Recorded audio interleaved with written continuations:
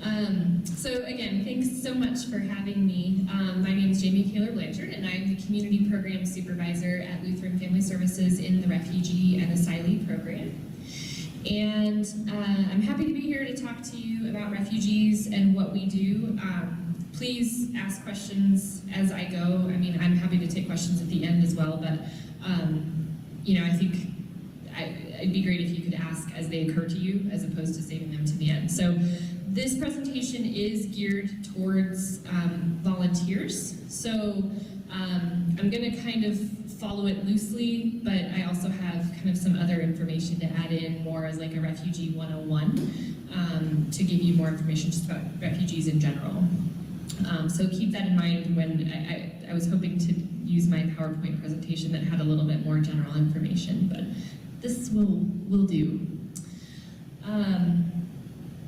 So Lutheran Family Services we were founded in 1948, primarily around foster care and adoption.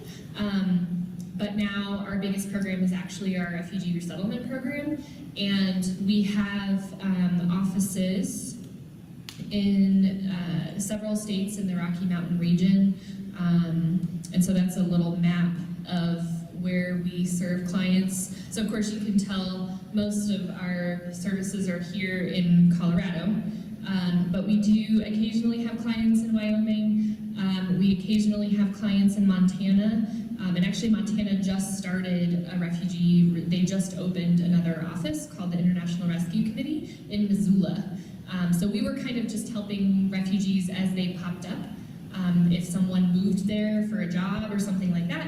But now they're actually going to be starting a resettlement site where they're going to be resettling, I think, around 100 to 150 refugees a year in Missoula, Montana. And then we have a sub-office in Albuquerque, New Mexico. But most of our services are here in Colorado. So this is just, you know, I know this isn't why you're here tonight, but this is just a list of some of the other things that we do at Lutheran Family Services. Most people know us for adoption and foster care, but we do a lot of other stuff too. We got into disaster response after Hurricane Katrina, and we've responded to fires and floods and such, unfortunately, in the last couple of years here in the Rocky Mountain region. So we are a local office. We're affiliated with Episcopal Migration Ministries, which is a national, what they call a voluntary agency, or VOLAG, and then also Lutheran Immigration and Refugee Services, another VOLAG. There's 10 of those in the United States nationally, and then they have local affiliates like us here in Denver that actually do the resettlement work. Those nationals are in a lot of times like New York City or Baltimore or Washington, D.C. And then us local affiliates, we actually are the service provider for refugees. That word was VOLAG? VOLAG, V-O-L-A-G, Voluntary Agency. Oh, okay. Is what that is an abbreviation for. And so this is actually, this slide needs to be updated. That first bullet point is the local, so Lutheran Family Services mission. So our mission is to walk with the vulnerable through services that heal, strengthen, and provide hope. This is EMM's mission. We need to add LIRS's mission because this is our local office. And those are two of the nationals that are faith-based, but there are some that are faith-based and some that are not.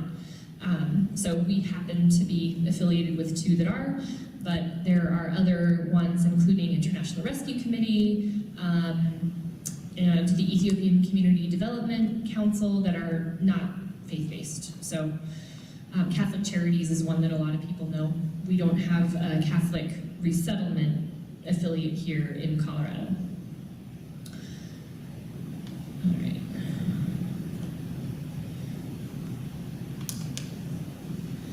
So, does anybody have any idea? These are 3 questions, and feel free to just throw out estimates of what you kind of think might be the right answers. So the first question, does anybody have any idea approximately how many refugees there might be in the world right now?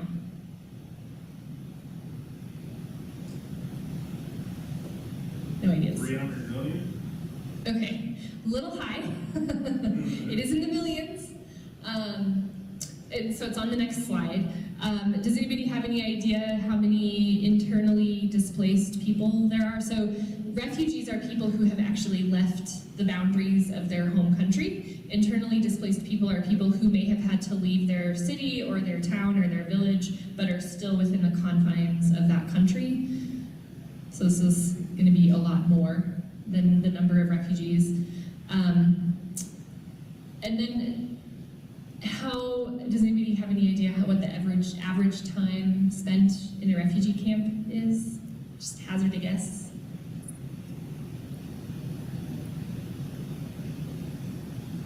$15 years. 15 years. That is a very good guess. It's pretty close, actually. So there are, and actually I think this statistic is old. I looked it up before I came here.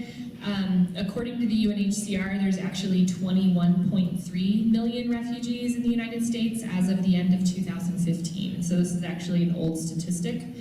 Of that, 16.1 million are under the UN mandate or UN protection. There's another 5 that are, I honestly don't know much about it, but they consider them not under the UN mandate. They're Palestinians. And so there's another agency that kind of is in charge of Palestinian refugees. And it's like 5 million people.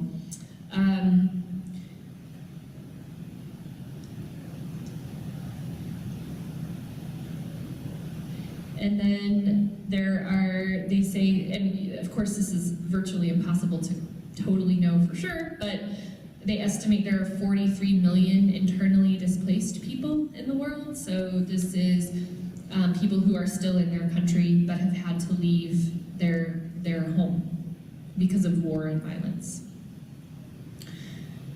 And actually, let's look at the definition of a refugee. So the UNHCR says that a refugee is someone who, owing to a well-founded fear of persecution due to race, religion, nationality, membership in a particular social group, or political opinion, is outside of his or her country and is unable to return due to that persecution, or that fear of persecution.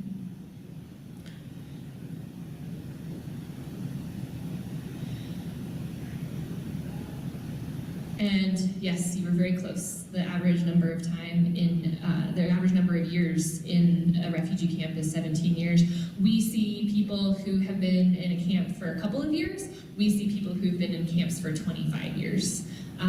But this is pretty normal. Most of our clients, I would say, have been in a camp from 15 to 20 years. That's not uncommon at all.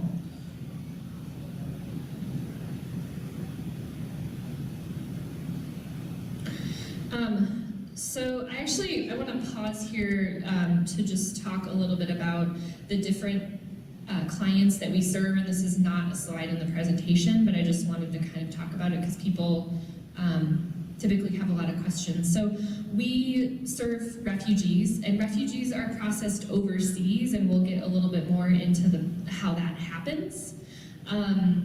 But we also serve people who've gotten political asylum. So people who have come here either on a student visa or on a work visa or some other sort of status, or frankly no status at all. We have a lot of asylees who have come up through Latin America, particularly East Africans. There's kind of a route. People get on a plane, go to South America, and then they ride a bus or walk all the way from South America through Central America, cross the border. Apparently, sometimes they cross the border from Central America from Central America into Mexico, and are able to then get a flight from the border of Guatemala and Mexico into the United States. But sometimes they have to go all the way through Mexico, and then they present themselves at the border. They may or may not be detained, but they say, I want to claim asylum. And at that point, that starts the process to apply for political asylum. And it may take 3 months, it may take 6 months, it may take a year. They may be in detention, which is basically immigration jail, for that whole time, or they may be released. Each case is different. And then if they are able to obtain asylum through U.S. Citizenship and Immigration Services or USCIS, then at that point they're able to stay, and they're eligible for refugee services just the same as a refugee is. We also serve victims of severe forms of human trafficking. So if they work with law enforcement, they may be able to apply for a T visa or a trafficking visa and be eligible for refugee services also. We don't have a whole lot of those clients, although we've been seeing more over the last couple of years. So I think it's good that they're being identified, because what was happening before is we think that people were being trafficked, but law enforcement was arresting them. You know, they would just arrest them and deport them. So now we're doing a lot of, not Lutheran Family Services, but in the trafficking community, the anti-trafficking community, they're doing a lot of training with law enforcement to try to increase awareness of, like, if you go in and into an employer and you see people who are not getting paid and they don't have any identification, that maybe it's not just that they are working under the table. Maybe they're being trafficked. Or going into a brothel and raiding a brothel, that maybe the women who are there are not there at their own will. So I think it's good that people are being identified, but of course it's also, quite depressing that that is happening at all. But they are eligible for refugee services, and in fact there is additional funding to help victims of trafficking with things like rent and stuff like that. And then also we serve what are called SIVs, which is Special Immigrant Visa Holders, and I don't know if the family that you're working with, Cameron, is an SIV family, but those are folks that worked with the U.S. Military in Afghanistan and in Iraq. Yeah. Okay. Yeah, so he was a driver for an interpreter. Okay, yeah, so that's pretty common. We have interpreters, we have people who worked in logistics, like shipping and stuff like that, but getting commodities for the military personnel on a base. Most of them were interpreters, but not all of them. And so they are also eligible for this SIV, as Special Immigrant Visa, and that makes them eligible for refugee services. When you say refugee services, this is a federal program, or this is LFS? So refugee services, it's we deliver the services. It's funded through federal dollars that come to us through our national, the EMM and LIRS, or also through, there's a state agency called Colorado Refugee Services Program, and so they get dollars from the Federal Office of Refugee Resettlement that they we contract with us and African Community Center and International Rescue Committee to provide the services for clients. And I'll go into more what those services are. But yeah, it's federal in origin. There we go. So those are the different client populations that we serve. So all people fleeing persecution, but just, it looks differently how they come to us. All right, so this is a infographic, it looks like, from the UNHCR. So it's pretty shocking. 1 in every 113 people on Earth is an asylum seeker, internally displaced, or a refugee. And that has grown a lot over the last few years. I looked at my stats from 2007 in a presentation I gave, and the 21.3 million refugees for 2015, it was only 16 million. So 8-9 years ago, it's grown by 5 or 6 million people in just a few years. Most of that, I think 75% of it has been because of the Syrian crisis. So you can see the top, oh, maybe you can't see it very well, but the top hosts of refugees, actually, so Turkey with 25, I think it must be 2.5, yeah, 2.5 million refugees in Turkey. Pakistan, 1.6 million, Lebanon, 1.1 million, Iran, almost a million, 979,000, Ethiopia, 736,000, and Jordan, 664,000. So our little United States program of resettling between 70,000 and 100,000 refugees a year is quite small in comparison, to these other countries. And this says 86% of developing regions hosted 86% of the world's refugees under the UNHCR's mandate. So you'll notice Germany is not up here, Sweden's not up here, the United States isn't up here. These are all developing nations. And it's quite a strain on their resources. And then this is just kind of talking about the forcibly displaced people, 65.3 million forcibly displaced people worldwide. And then here's that 21.3 million persons were refugees. So if you think about, 21.3 million refugees in the world, and we resettle, the last several years we've resettled about 70,000 a year, that's a tiny, tiny, tiny drop in the bucket. Most people never are resettled. They either stay in the camp, or ideally they go back to their country if things settle down, but that may or may not happen. As far as capacity for countries to take on refugees, what do you think the U.S. could bring on as far as if they were to bring on more, what would be a manageable number if it's in your? Yeah, well, you'd have to ask Congress, because it all depends on money. Yeah.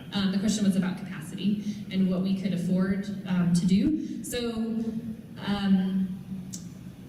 right now, the last pretty much, 15 years, the ceiling has been 70,000 refugees per year. Up until 2 years ago, we never really came that close to it. We would get into the 50s and the 60s, but the last 2 years, so 2014 and 2015, when they wrapped up, we were at 2014, we resettled in the whole United States, 69,987, so just 13 away from the ceiling. And in 2015, we resettled 69,933, so again, just pretty close to the ceiling of 70,000. This year, Obama increased it's called the presidential determination. It's the number of refugees that we can bring, that we are allowed to resettle, to 85,000, because, at least partially because of the Syrian crisis. And we, right now, are at 72,354, so we're getting pretty close, and our fiscal year wraps up September 30th. So as of August 31st, so we have 1 month left to resettle 13,000 refugees. So it's all about, funding and community support. I mean, if we had more community support and,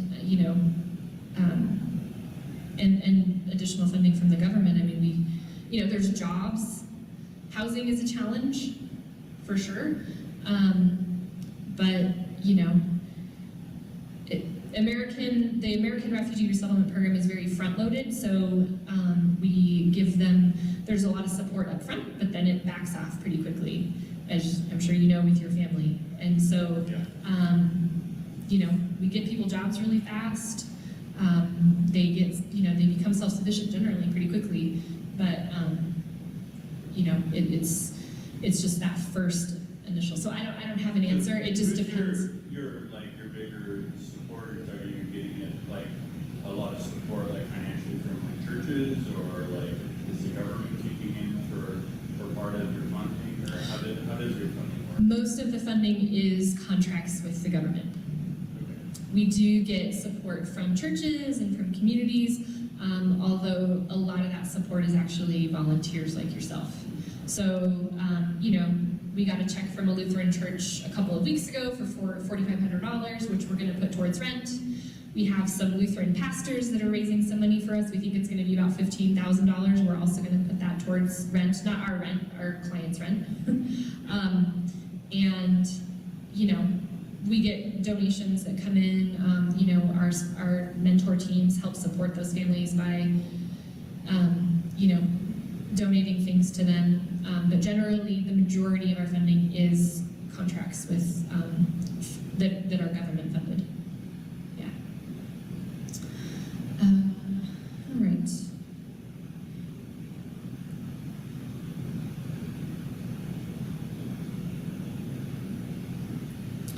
So, you know, we talked about there's 17 years average stay in refugee camps, and refugee camps aren't, you know, it's not safe necessarily to be in a refugee camp. They are places with kind of varying degrees of support. So we see some refugees from some camps where there were schools and people set up stores, and it's basically like a whole city in and of itself. And you know, particularly, so one of the populations that we've resettled is Bhutanese Lotsampas, and they are people from originally Nepal, like 200 or 300 years ago. They migrated to Bhutan, and then Bhutan undertook a policy of Bhutanization, so everyone had to be Bhutanese. You had to speak the Bhutanese language, you had to wear Bhutanese dress, you had to practice, you know, you had to be Buddhist, and you couldn't be Hindu. And so these people were Nepali, they spoke Nepali, and they were Hindu and Christian. And so Bhutan kicked them out.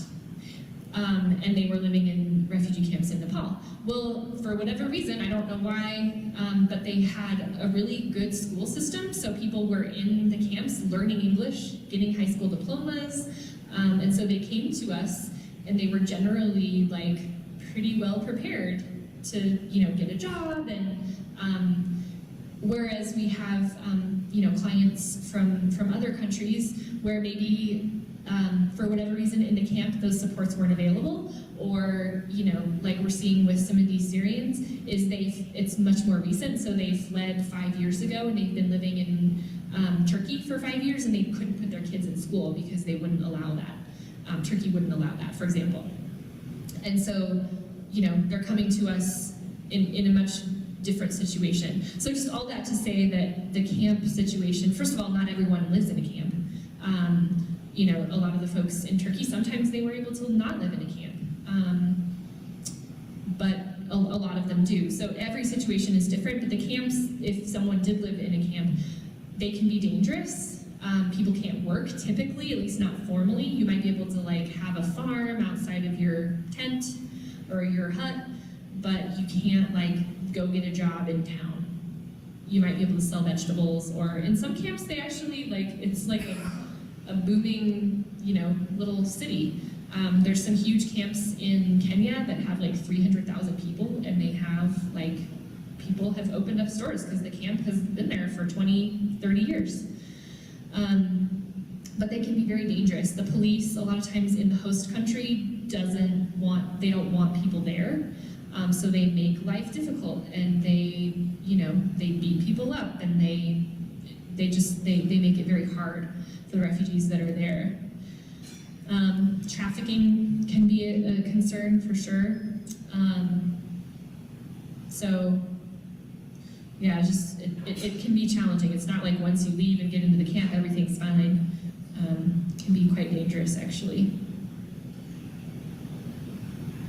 So how does a refugee get to Denver? A lot of people ask that, like, how does someone from Afghanistan end up in Denver, Colorado? So first, kind of what happens is someone leaves their country due to persecution. And again, it has to be because of those reasons. It has to be race, religion, social group, political affiliation.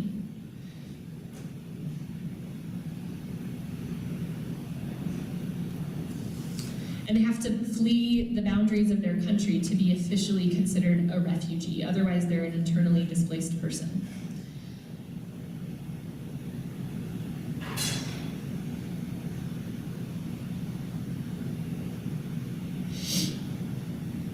So you flee. You hear on the news about folks getting into boats and trying to cross the Mediterranean. I mean, that's what we're hearing now in the news. I mean, a year ago it was the Rohingya, which is an ethnic group from Burma. They were on boats in, I think it was in the Sea of China, and no one would take them. And so, or they're just walking, or being smuggled, but arriving in a neighboring country. And so once they arrive, if they're in a camp, they find the UNHCR processing center or whatever, and they apply for refugee status. That doesn't mean anything other than to say, okay, you're a refugee, and you can get your rations of rice, or whatever. It doesn't guarantee resettlement, it doesn't guarantee any particular, it does guarantee rights for countries who have signed onto the refugee accord, but it doesn't mean that anything's going to happen to that person. It just means, okay, you're a refugee. We have you. We have a record of you.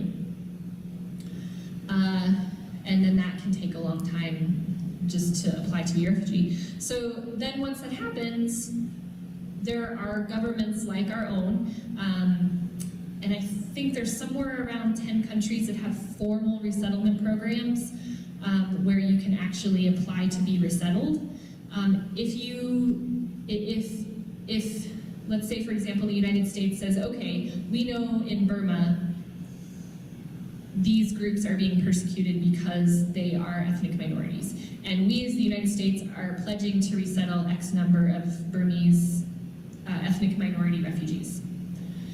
And so then we connect, the United States State Department connects with the UNHCR, they do processing, they choose cases that they're going to resettle. Meanwhile, you have refugees from, Sudan, sitting in Chad, and the United States hasn't, for whatever reason, selected that group as one of the groups that we're going to resettle. So they're there, and they're registered with the UNHCR in a camp, but they, at least for now, may or may not be resettled. Could you talk a little bit more about that process of which refugees are eligible for resettlement?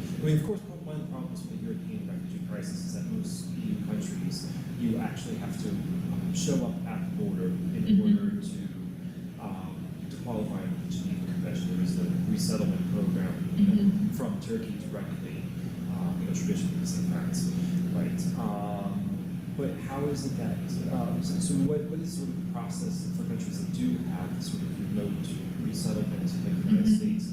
Why is there no, does it just happen to be a coincidence, so to speak, that there is nothing for Chad, refugees from Chad? What's the criteria? That's a good question. I think it's somewhat political. So just as an example, Cuba. So Cuba, the wet foot, dry foot policy, right? So somebody from Cuba comes, this is a little bit different because they're not going through the refugee process, although Cubans do come through the formalized refugee process. So certainly you could argue, and I would, that it's quite political why Cubans are able to come either, get on a boat and try to get to the United States, or come up through Central America and Mexico, or come through the formal refugee resettlement process. A Darfuri who's in Chad cannot. At least, it's pretty rare. I'll be honest, I don't know how the U.S. selects the group. I think there are people who petition the government. They hear, the senators and representatives, they hear about a particular group and they're like, we need to do something about that. And then they petition. The Bhutanese Lhotshampas was one of those groups. I think people heard about what happened to them, and they pushed for them to be resettled, and so they were. But there's also, I think, of course, the U.S. has to think about their diplomatic relationships with countries, so they don't want to resettle, for example, Tibetans. They're technically Chinese, but do we resettle Tibetans and make China, we're basically saying China is, it abuses the human rights of its Tibetan citizens. So I think there's a lot of considerations. I honestly don't know all the machinations that go on behind the scenes, and I'd be very curious to know myself. We just kind of hear like, okay, once this group is selected, okay, they're coming. Like with the Syrians, we kept hearing they're gonna come, they're gonna come, they're gonna come, and no one was coming, and then all of a sudden, as the processing finally caught up, then they started to arrive. But can I argue that the Cubans are worse off than the Darfuris?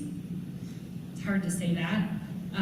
But then, like, the Darfuris, one example is Chad wouldn't, they were actually, I think it was about 5 years ago, they were trying to actually process the Darfuris in Chad.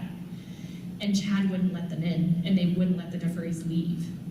And so that's another consideration is the host country, because they don't want to be a magnet for refugees, so they don't want to let them leave. They don't want them there, but they don't want to let them leave and be resettled in another country because then they fear that they'll talk to everyone back in their country and that will make everyone want to come there, and then they'll be a magnet, and then they'll have to have more refugees in their country.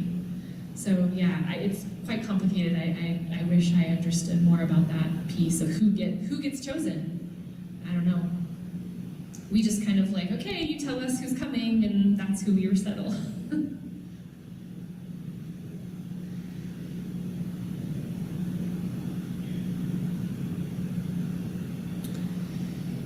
All right, so just looking at the time, sorry. So once, let's say that the United States or another country says, okay, we're going to start resettling the Iraqis. Then there's a whole process of, an application process with that country. There are background checks and security screenings and health screenings and interviews and DNA tests in some cases, if it's a family reunification case that the family has to pay for themselves. And so there's a lot of security, and other sorts of screenings that are going on. They say minimum, if everything goes totally according to plan, all the security checks just happen as fast as they could, it would take a minimum of 18 months for a refugee case. What is the health criteria? What are they checking out? How does that affect their application? So it won't affect their application to be resettled necessarily. It's just to make sure that they're healthy enough to travel. And if they have anything like, let's say, TB is quite common in a lot of other areas of the world. If they have anything like that, that it can be addressed before they travel, so that if there are any communicable diseases that, that is addressed before, or if it's something quite serious. And we picked up a family a few months ago where there was a young daughter and she had a heart problem, and we literally had to call an ambulance to be there to help to pick her up and take her to the hospital. We knew that ahead of time, so we made the arrangements. It wasn't like we showed up and it was chaos. Like, we knew that ahead of time, and so we made those arrangements. So there's screening for those sorts of things to see if there's anything that needs to be addressed right away when the client arrives, or if something can be addressed overseas beforehand. So it won't preclude anyone from coming, generally speaking, if they're fit to travel, as long as they can get on a plane. And some of our more medically fragile cases, which is very, very rare, there's actually a health escort with them on the plane. So if somebody had, like that little girl, there was a doctor that traveled with her from Kenya to make sure that she was okay. So, and then he flew he just, handed her off to the people of the ambulance, and then he got on the plane and went right back to Kenya. So.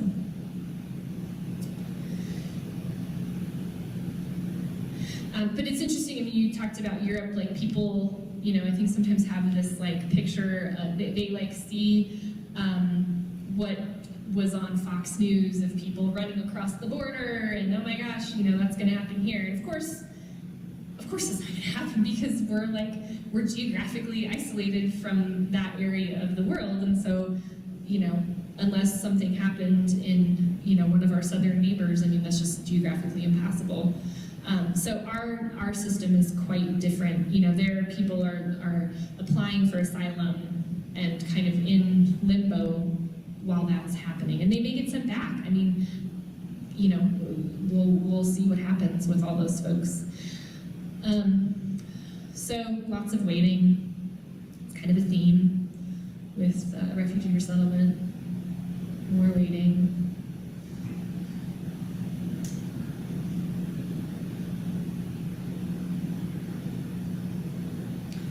This is just, and obviously you can't read it, and I can't read it either, but it's an outline of the security screening process that refugees go through before they get here, and I think it's 13 steps of security screenings that they have to do before they arrive. And of course, I don't have to tell you, I'm sure you know, but refugees are generally fleeing the very type of violence and persecution and extremism that people are scared refugees are going to bring. So they're the ones fleeing from ISIS. They're the ones fleeing from Al-Shabaab. They're not those people. They're the ones fleeing that sort of violence. And I think this is just those steps of security screenings that folks go through. We have a lot of people that ask about that, so that's why it's kind of a big thing on this presentation. So once one gets approved for resettlement, then they're assigned to one of those 10 agencies: EMM, LIRS, Catholic Charities, IRC, and then those agencies look at family relationships. So let's say that a case gets assigned to LIRS, and they indicated in their application process that they have a brother that lives in Denver. Okay, well, LIRS is probably going to send them to Denver because, of course, we want to have them have as much support as possible. And if we sent them to Dearborn, Michigan, they're going to end up in Denver anyway. So, let's just honor those relationships. So that's how you might, I don't know if your family that you're working with has friends or family here in Denver, but that could be. They have a cousin here. Yeah, and they stayed with them for like 3 weeks or something, and then until they found an apartment. And then they had like more family coming to stay with him, so he was, taking on a lot himself. Yeah, that's pretty common.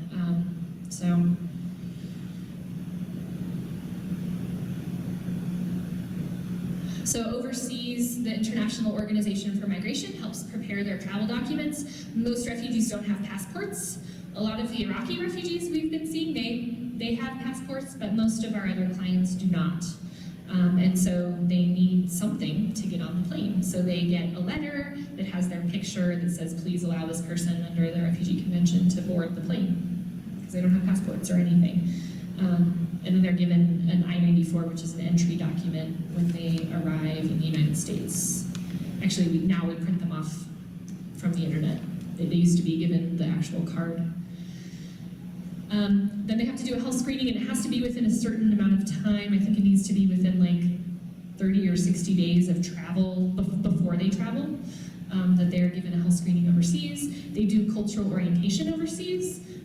That could be anywhere from, sometimes it doesn't happen at all because it's just dangerous for folks that are coming like directly from Iraq. If they're in Baghdad, they literally may not be able to cross the city to go to cultural orientation, and so they don't go, and I don't blame them. They get to the airport somehow, but, and actually, speaking of that, Iraq is one of the few kind of exceptions where some Iraqis have not had to actually leave Iraq to be processed. It's one of the only kind of exceptions to the, you have to have left the confines of your country. But they do cultural orientation, where they talk about what is life in America like? and it may be 2 weeks, it may be a day, like I said, it may be nothing, but they're supposed to go to that. And we actually do it here also. So they get it over there, they get it over here. And then they travel. And they have to pay for their ticket. It's a loan. They have to pay it back. They get a bill in 6 months after they arrive. But they sign a thing saying that they'll pay back their loan. And it goes through the International Organization for Migration. Okay, so now I think this goes more into the volunteer part. Here, this is a table with the refugees where they've come from. So this is the last fiscal year. The largest group was from Burma. It was 28% of our clients. Second was Iraq, 18%. Then Somalia, 12%. Democratic Republic of Congo, 11%. Then Bhutan, Iran, Syria, Eritrea, Sudan, and Cuba. And I think this year that has it's changed a little bit. Afghanistan, I believe, has risen to the top, or I think it's second actually. And Syria has been thrown into the mix. And I have tables if you guys are interested. I didn't make handouts, but I'm happy to let you look at these or take them if you like. So you can kind of see the change. Iraq and Burma have kind of traded places over the last couple of years. Bhutan used to be one of our largest groups, and it's kind of gotten smaller and smaller. Because pretty much everyone who's in the camp who wanted to be resettled and is able to be resettled has come. So. Are you going to talk a little bit about rights in terms of right to work, which is not guaranteed in the Geneva Convention, or the question about health, health insurance in a country that doesn't have universal health care? In the United States, you mean? States, right. Yeah. So refugees are eligible for Medicaid when they arrive, and then if they when they get a job, hopefully we help them get a job that has health insurance. But certainly sometimes they don't get a job that has health insurance. So we can help sign them up for the exchanges. I think a lot of times they just can't afford that even, and so they just go without. Yeah, that's it's a very large question. And they're kind of in there with the rest of the low-income folks, living here. There's no additional, other than that initial eligibility for Medicaid, which lasts, I believe, a year. Then after that, there's kind of no additional refugee cash assistance or financial support of any kind. It would just be as if they were an American citizen that was low income. So they're able to access TANF for welfare, they're able to access food stamps, but there's no guarantee of health insurance. Okay, and the work component? The work component? Yeah, so is there a right to take any job possible, or are there restrictions on the jobs? Oh no, so they, when they arrive, they have the right to work immediately. And so it takes them a couple weeks to get their work authorization card in the mail, but technically they can be hired by any employer immediately. And the Refugee Resettlement Program, it's a humanitarian program, but it is also a self-sufficiency program. And so it actually pushes refugees pretty quickly to get jobs. So there's an initial cash assistance kind of amount that we administer, the agency administers on their behalf to put down a deposit on an apartment and pay the first month's rent, but it usually only lasts for 1, 2, 3 months maximum. And then there's a little bit of cash assistance that they get, like a single person gets $335 a month for a maximum of 8 months. And so, that's not even enough to pay rent on an apartment, even if they're sharing an apartment. So they have no choice but to get a job. And that's different from the European model, of course, where people kind of live, in a more kind of sheltered environment. It might be like all refugees living in an apartment building or a couple apartment buildings, and they give them 1 year or 2 years to go to English class and they can't work.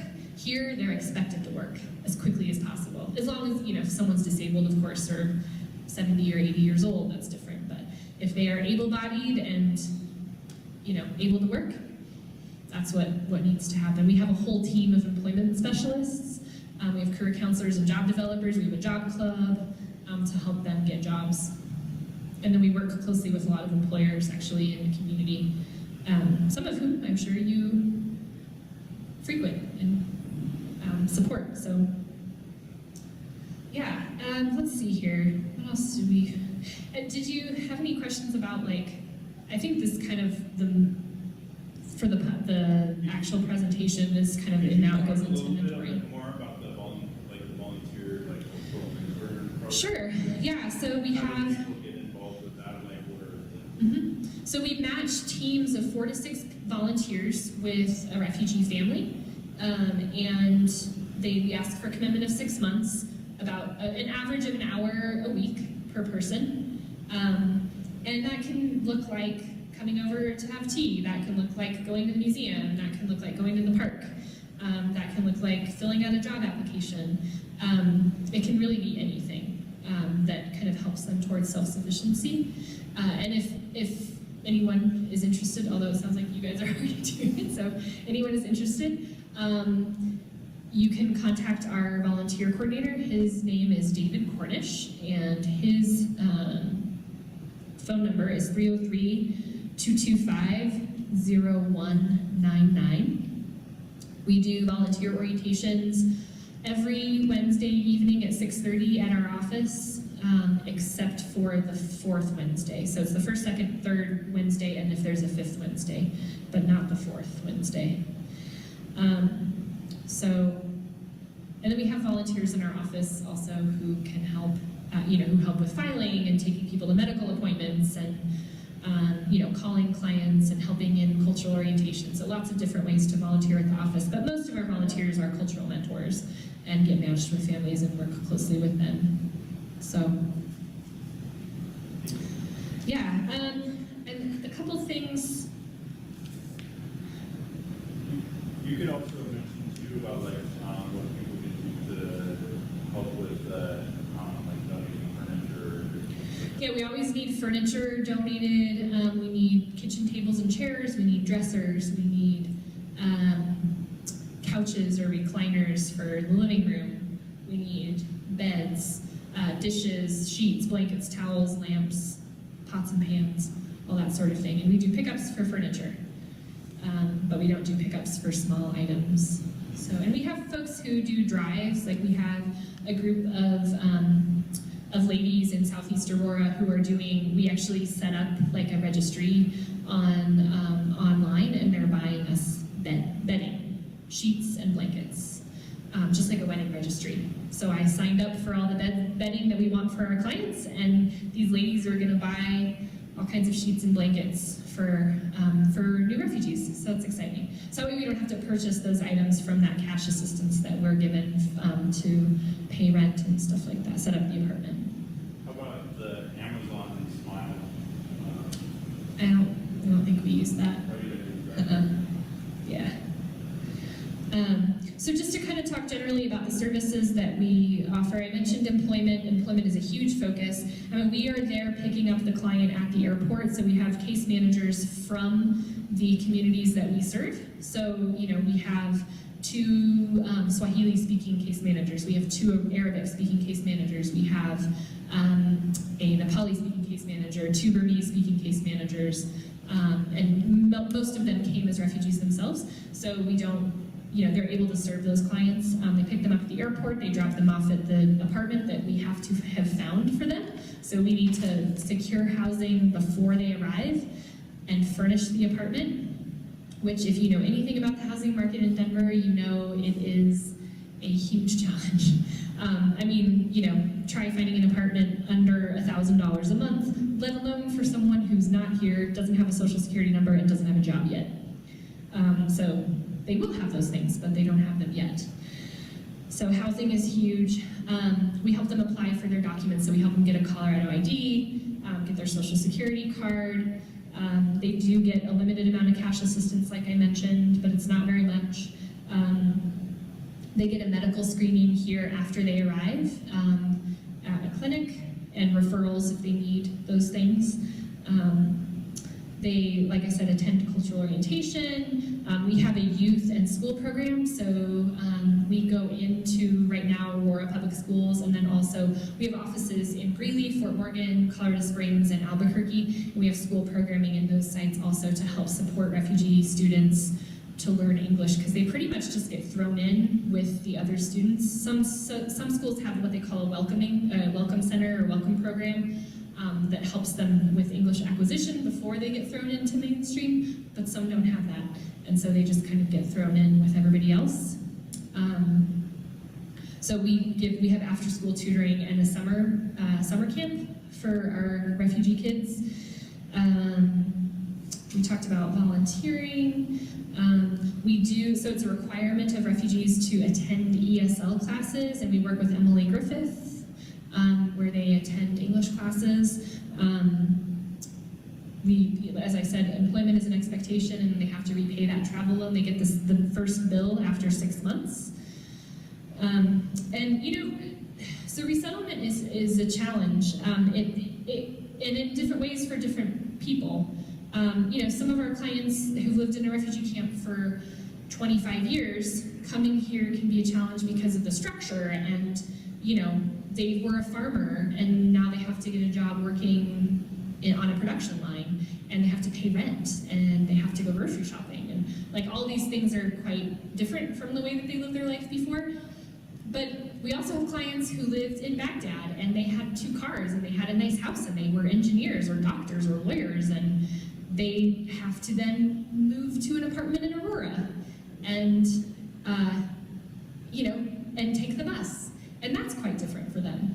And so, and a doctor might have to get a job working in a grocery store or working security, at a hospital. And that's a challenge in a whole different way. I can't imagine what that would be like. So it seems, it's quite amazing that they come here and be safe, and start a new life, and their kids have access to education, and those things are all wonderful, but it's not all just rainbows, and it can be quite difficult for them. Yeah, I was curious, so you're talking about the language program for learning English. With our family, they have 4 little children, and I'm just curious how the mom might be able to participate in those programs, if she's trying to take care of the 4 kids, is there a daycare sort of thing? No, so the question is about if parents with little children can access the English language classes, and it's a challenge because there is not a childcare at the school. There's a home tutoring program, which is actually how I started working with refugees 13 years ago. So they recruit volunteers to go into a refugee's home. Many times it is women who have children and their husbands are working, and they work with them, but it's 2 hours a week. So, that's much different than attending classes 5 days a week for 3 hours a day or 6 hours a day at Emily Griffith in a structured environment. But there is something available, but it certainly isn't ideal. So that's why mentors like yourself is, it's very important, because practicing that English and just having connection, and having someone that is going to come by and at least say hello and have tea with you or whatever is really important. But it's hard, and they do have access to childcare through the TANF program, through what used to be known as welfare, but they have to be doing an activity. So you can't get childcare assistance. Sometimes English can be considered your primary activity, sometimes it can't. It kind of depends on the situation. And there's a time limit to that, how long that can happen. So we do our best to set them up with that sort of thing, but sometimes also the cultural expectation is that mom stays home and watches the kids and dad goes to work, and that's just what happens. So we used to have a women's empowerment program to try and set women up with some additional support. In Colorado Springs, I think they have a women's tea group that gets together once a week or once a month, and there's like an African women's drumming group that gets together occasionally. These are run by volunteers. We don't run them actually. So, you know, things like that can be really helpful, but we see women, mothers in particular, feeling isolated at home. So try and encourage them to do as much as possible. But, you know, I mean, they're individual, you know, they're adults that can make their own decisions. So, you know, if they're off of cash assistance and not receiving our help, you know, we can't like mandate anything. But many times if they're on cash assistance and, you know, they are required to look for a job. At least one, maybe both, if it's a two-parent family. Yeah, I mean, because daycare is very expensive, and so like with 4 kids, I can imagine that like almost financially it would make more sense to do one parent. Right. Yeah, I mean, they might be able to get financial assistance for daycare, but then that might be reduced once one of the parents starts work. Well, I mean, if one parent's home, they probably won't get daycare assistance yet. So,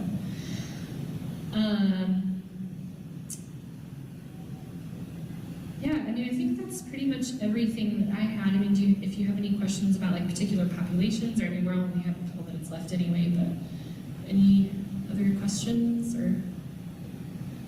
So the larger groups that are coming in now are the Syrians and people from... Right now, the largest single group we are seeing is still from the ethnic minorities from Burma.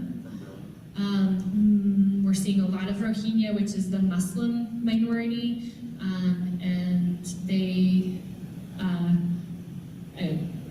don't know how much detail you want me to go into, but like Aung San Suu Kyi, who won the Nobel Peace Prize, even has kind of neglected these folks. She hasn't really talked a lot about them, and a lot of folks in Burma just say that they are not Burmese at all. And so that's been a big group from Burma that we've been seeing, but there's also other groups, the Chin, the Kachin, the Karen, and others.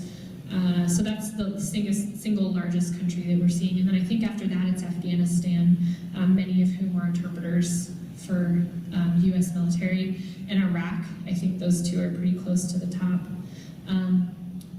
Democratic Republic of Congo we're seeing quite a lot, and Central African Republic. And you know, I'm sure you've heard of all the violence in Congo, and you know, using rape as a weapon of war and gender-based violence.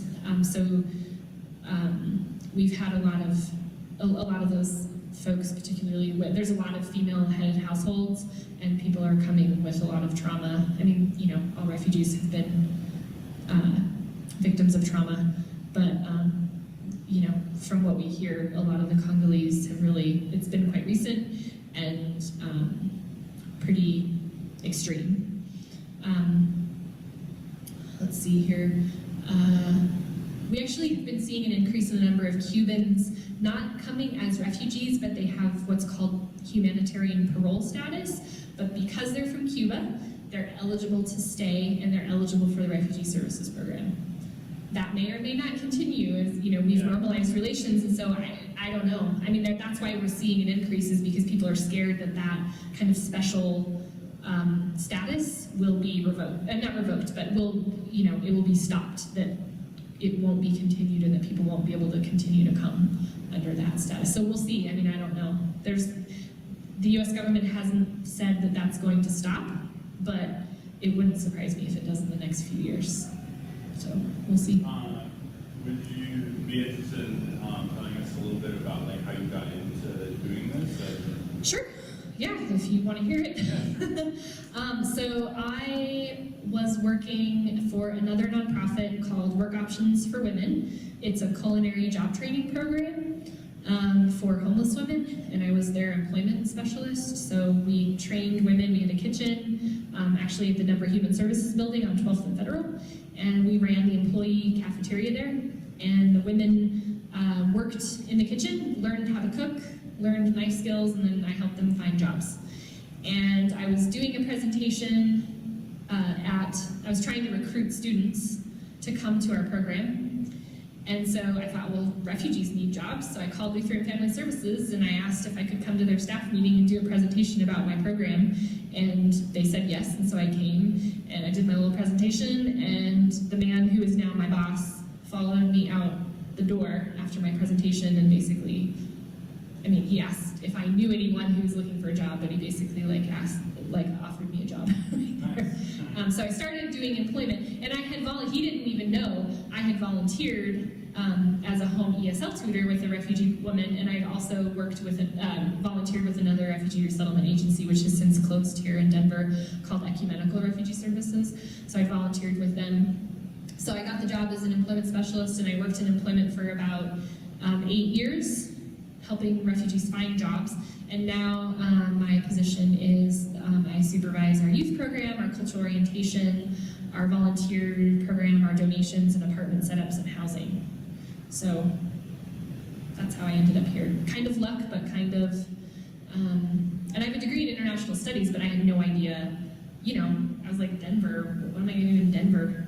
Yeah. And I didn't know. I had no idea that this was even here. Yeah, that's what I'm doing, public health and international studies. Okay. I'm not sure what I'm doing. Yeah. Well, there's refugee resettlement in quite a few cities across the country. So, and there's three agencies here in Denver. So, LFS, African Community Center, and International Rescue Committee is opening as of October 1st. Okay. And do you guys have much communication between the organizations? Yes. Yeah, we speak actually quite frequently. We work as partners together. We've written grant proposals together and received grant funding together.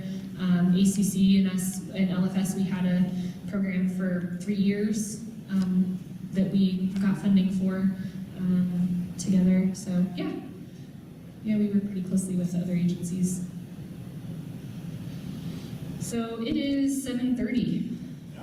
Thank you so much. I really appreciate it. Yeah, thank you very much, and please feel free to contact me if you have any questions.